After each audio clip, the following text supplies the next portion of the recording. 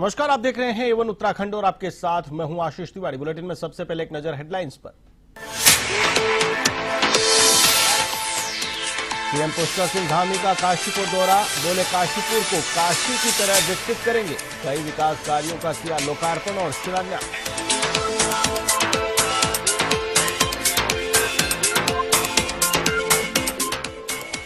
उत्तराखंड राजभवन में 3 दिवसीय वसंतोत्सव कार्यक्रम का समापन।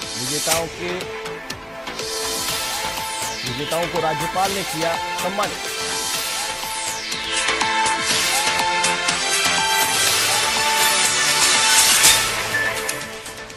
देहरादून के दून अस्पताल में महिला पुलिसकर्मी और गार्ड की दबंगाई, पत्रकार के साथ की मारपीट। कोतवाली नगर प्रभारी ने दिया कार्रवाई का आश्वासन।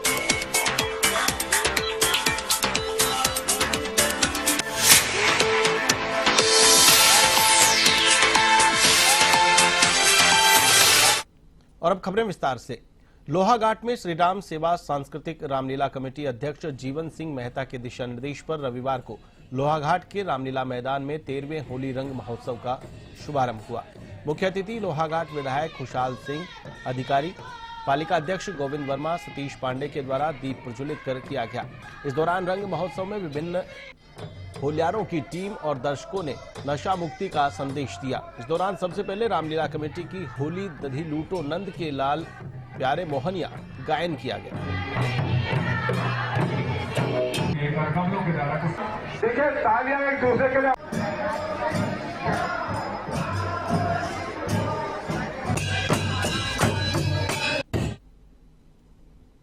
हमारी होली है ये, श्री रामलीला होली कमेटी विसन करके पूरे 20 गांव के इसमें प्रतिभाग करते हैं और इसमें बुजुर्ग से लेकर युवा।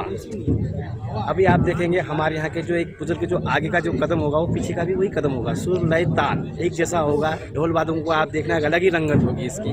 अच्छाइयों को कैसे इस समाज में लाए, यह इस कल्पना के साथ इस होली का त्यौहार मनाया जाता है। मैं इस होली के शुभ अवसर पर समस्त प्रदेशवासियों को, विशेषकर लोहाघाट के नगरवासियों को और अपनी विधानसभा के क्षेत्र देवतुल्य जनता को बहुत बहुत बधाई देता हूँ। हमारे लिए बहुत बड़ा चैलेंज था। 2023 से लेकर 2025 हम 13 महोत्सव में हम लोग प्रवेश करने आ रहे हैं। मैं अपनी टीम के साथ साथ पूरी होली की टीम को, जो ग्राम सभा से पूरे जनपद से अलग अलग टीमें यहाँ पर आती हैं, मातृशक्ति और पुरुषी टीम, मैं उनको भी धन्यवाद दूंगा, आभार व्यक्त करना चाहूंगा। देहरादून के दून अस्पताल में पत्रकार के साथ मारपीट हुई है। पत्रकार एक राष्ट्रीय चैनल में वीडियो जर्नलिस्ट है। बीती रात पत्रकार और उसका एक साथी प्रेस क्लब से अपने घर जा रहा था, जहां रास्ते में दून अस्पताल की इमरजेंसी के बाहर उसने लड़ाई होते देखी तो वहां वीडियो बनाने लगा। इस पर वहां मौजूद महिला पुलिसकर्मी और अस्पताल में मौजूद गार्ड के द्वारा पत्रकार के साथ मारपीट की गई, जिसकी शिकायत पत्रकार ने कोतवाली नगर में की है, जिस पर कोतवाली नगर प्रभारी चंद्रभान सिंह ने कार्रवाई का भरोसा दिया है। वहीं दून अस्पताल के सीएमएस डॉक्टर रविंद्र सिंह बिष्ट ने कहा कि मामला उनके संज्ञान में आया है। इस प्रकार की घटना को बर्दाश्त नहीं किया जाएगा। सुबह हमें पता चला था कि कल दो पक्षों के बीच बाहर इमरजेंसी के बाहर लड़ाई झगड़ा हुआ था, जिसमें पुलिस ने भी इंटरवेन किया था। और उस एक वीडियो में दिख रहा था कि हमारे एक रात्रि के ड्यूटी वाले गार्ड के साथ भी उनका झड़प हुई है, एक पत्रकार महोदय की। हमने अभी जो भी हमारे गार्ड हैं, गार्ड सुपरवाइजर, उनको लिखा है कि इस घटना के ऊपर संज्ञान। होली और चारधाम यात्रा की सुरक्षा को लेकर मुनि की रेती थाना पुलिस अलर्ट मोड पर है। एसएसपी आयुष अग्रवाल के निर्देश पर पुलिस ने बाहरी राज्यों से आकर रहने वाले लोगों का सत्यापन करना शुरू कर दिया है। चेकिंग अभियान के दौरान 42 परिवार बिना पुलिस सत्यापन के किराए पर कमरा लेकर रहते हुए पाए गए हैं। पुलिस ने बिना सत्यापन के किराए पर कमरा देने वाले मकान मालिकों को भी फटकार लगाई है। साथ ही उन पर 10-10 हजार रुपए का जुर्माना भी लगाया गया है।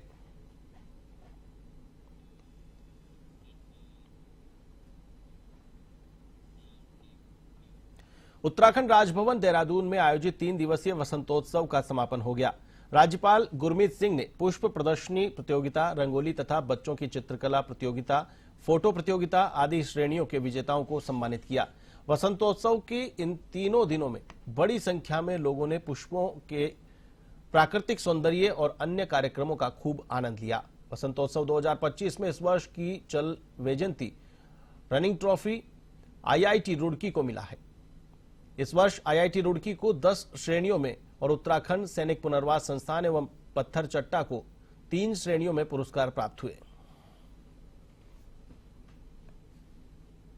तो 2025 का आज समापन हुआ है। इस प्रकार से लगातार लोगों की आवक बढ़ रही है। पिछली बार की तुलना में 50,000 लोग अधिक आए। 2 लाख से अधिक लोगों ने इसमें पार्टिसिपेट किया और अभी भी लोग मांग कर रहे थे कि इसको और बढ़ाया जाए। मैंने माननीय राज्यपाल से निवेदन किया और मेरे निवेदन को स्वीकार करते हुए उन्होंने इसे अगली बार से 4 दिन कर दिया। हल्द्वानी में एक सनसनीखेज गोलीकांड की घटना सामने आई है। यह घटना रविवार देर रात कोर्ट परिसर के बाहर की बताई जा रही है, जिसमें आपसी कहासुनी के बाद हुई लड़ाई में एक युवक को सिर में गोली मार दी गई, जिससे वह गंभीर रूप से घायल हो गया। घटना के बाद इलाके में अफरा तफरी फैल गई। घायल को तुरंत कृष्णा अस्पताल में भर्ती कराया गया, जहां उसकी हालत नाजुक बनी हुई है।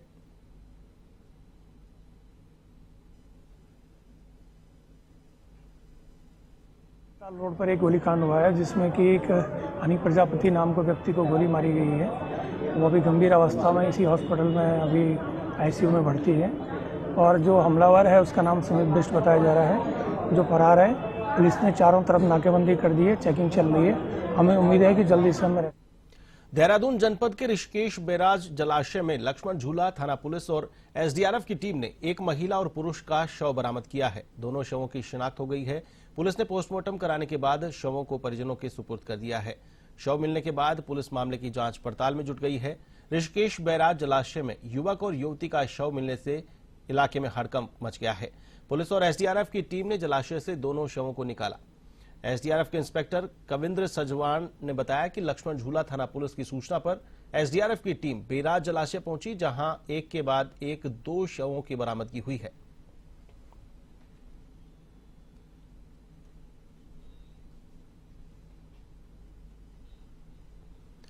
भारत और न्यूजीलैंड के बीच दुबई में हुए चैंपियंस ट्रॉफी फाइनल में भारत की जीत पर काशीपुर में बीती रात लोगों ने जमकर जश्न मनाया। काशीपुर में क्रिकेट प्रशंसक महाराणा प्रताप चौक पर पहुंचे और जमकर जश्न मनाया गया। इस दौरान क्रिकेट प्रशंसकों ने जमकर आतिशबाजी की और अबीर गुलाल उड़ाकर एक दूसरे को जीत की शुभकामनाएं दी।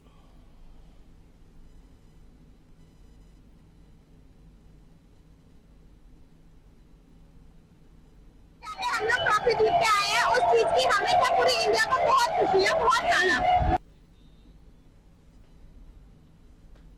चंपावत टनकपुर राष्ट्रीय राजमार्ग पर सोमवार की सुबह एक रोडवेज बस के ब्रेक फेल होने से वाहन पलट गया। चालक ने सूझबूझ से बस को खाई में जाने से रोक दिया। यह बस दिल्ली से पिथौरागढ़ की ओर जा रही थी। सियाड़ी के पास इस बस हादसे में 26 यात्री सवार थे। बस के ब्रेक फेल होने की सूचना पर सभी यात्रियों में हड़कंप मच गया, लेकिन चालक की सतर्कता से बड़ा हादसा टल गया। इस घटना में किसी के हताहत होने की कोई खबर नहीं है।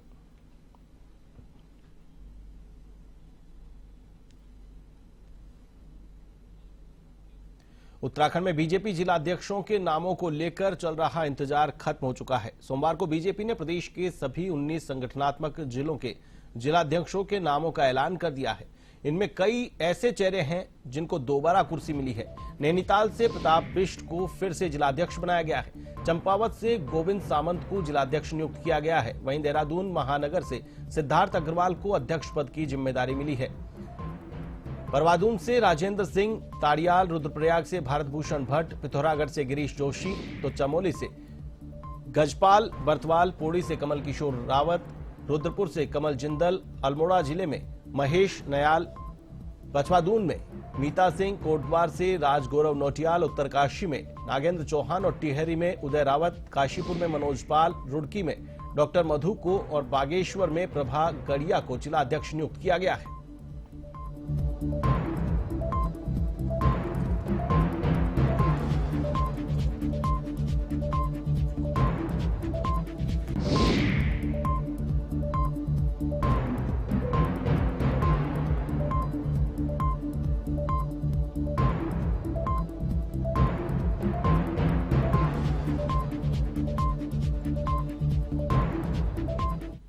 उत्तराखंड की राजधानी देहरादून के कांग्रेस मुख्यालय में मेरा वोट मेरा अधिकार प्रदेश कार्यकारिणी की बैठक आयोजित की गई, जिसमें युवा कांग्रेस के राष्ट्रीय अध्यक्ष उदय भानु चिब, कांग्रेस के प्रदेश अध्यक्ष करण महारा समेत तमाम कांग्रेस के पदाधिकारी, छात्र छात्राओं ने भाग लिया। वहीं कांग्रेस का मुख्य एजेंडा पार्टी अगले 3 माह तक प्रदेश के सभी 100 निकायों में यह अभियान चलाएगी। अभियान के तहत ऐसे मतदाताओं का ब्यौरा एकत्रित किया जाएगा जो वोट डालने से वंचित रह गए।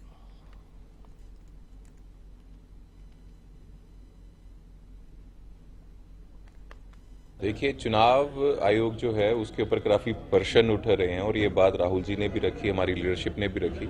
उसी के तहत हमारे यहाँ पे मेरा वोट मेरा अधिकार जो अभियान है वो उत्तराखंड में हमने शुरू किया है, जो youth Congress, NSUI, main Congress मिलके हम करेंगे। और इसमें सबसे बड़ा हमारा सवाल ये है कि जो वोटर लिस्ट है उसमें कुछ नाम इलेक्शन से पहले जकदम काटे जाते हैं, कुछ ऐड किए जाते हैं, वो किन से पूछ के होते हैं और उसकी प्रतिक्रिया क्या है, किस तरह से किए जाते हैं।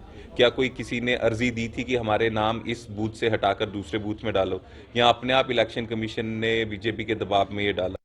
3 सूत्री कार्यक्रम पिछले अगले 3 महीनों के लिए पार्टी ने डिसाइड किया है, जिसमें इलेक्टोरल में जो गड़बड़ियां हुई हैं उसको लेकर ट्रेनिंग, और तीसरा पार्ट था कुटुंब कांग्रेस। इन तीनों विषयों को लेकर अब हमारी जो हमारे फ्रंटल प्रपोस्ट है उनके साथ बैठकें शुरू हुई हैं। आज यूथ कांग्रेस की बैठक हुई है जिसमें उनके राष्ट्रीय अध्यक्ष भी आए, और ये स्टेट एग्जीक्यूटिव की बैठक थी, और दूसरी एनएसयूआई की। लोहाघाट की वैली क्रिएशन संस्था की अध्यक्ष नेहा मुरारी के नेतृत्व में संस्था की महिलाओं के द्वारा बुरांश के फूलों, पलाक, हल्दी, मैरीगोल्ड के फूल तथा चुकंदर से होली के हर्बल नेचुरल कलर तैयार किए गए हैं। महिलाओं के द्वारा इन रंगों की बिक्री के लिए रामलीला मैदान लोहाघाट के पास स्टॉल लगाया गया है, जिसका विधायक लोहाघाट खुशहाल सिंह अधिकारी, पालिका अध्यक्ष गोविंद वर्मा और भाजपा प्रदेश कार्यकारिणी सदस्य सतीश पांडे ने शुभारंभ करते हुए महिलाओं के द्वारा आत्मनिर्भर बनने के लिए उठाए गए प्रयासों की सराहना की। विधायक अधिकारी ने कहा कि महिलाओं के द्वारा किया गया ये प्रयास सराहनीय है।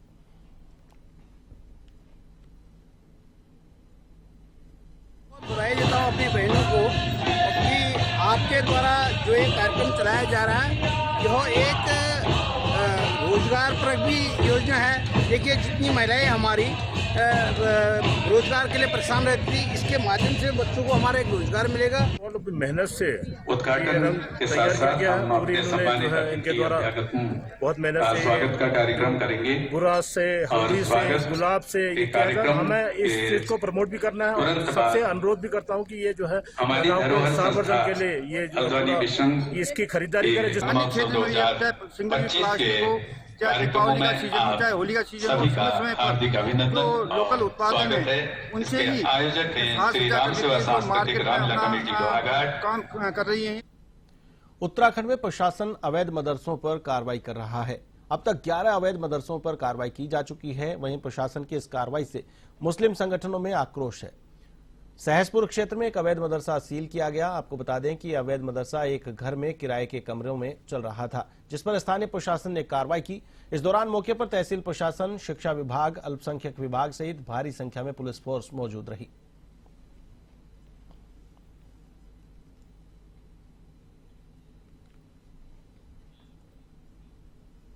उत्तराखंड के मुख्यमंत्री पुष्कर सिंह धामी ने 4 धाम यात्रा व उसके प्रबंधन को लेकर अधिकारियों के साथ उच्च स्तरीय बैठक की।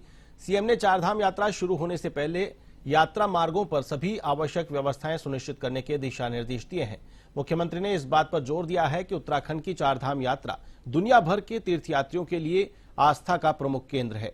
इसीलिए यात्रा मार्ग पर साफ सफाई सुनिश्चित करने के भी निर्देश दिए गए हैं, जिसके तहत 4 धाम यात्रा मार्गों पर प्लास्टिक एवं अपशिष्ट प्रबंधन की बेहतर व्यवस्था की जाएगी। साथ ही बैठक में कैबिनेट मंत्री सतपाल महाराज, डॉक्टर धन सिंह रावत भी मौजूद रहे।